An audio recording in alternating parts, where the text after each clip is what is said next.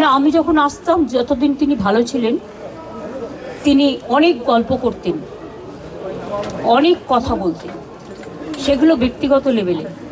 আমি সেসব কথা বাইরে আনতে চাই না।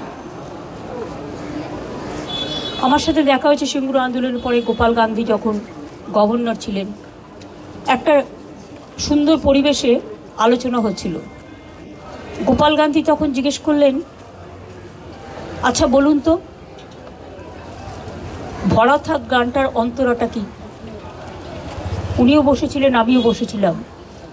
আমি তখন বলেছিলাম, যে পথে যেতে হবে সে পথে তুমি একা, নয়নে আধার রবে, ধ্যানে আলোক রেখা। এই ঘটনাগুলো আমার মনে পড়ে। 92-তে যখন দাঙ্গা হয়, আমি ছুটে গিয়েছিলাম মহাকরণে, আমার কিছু দরকার আছে কিনা সাহায্য।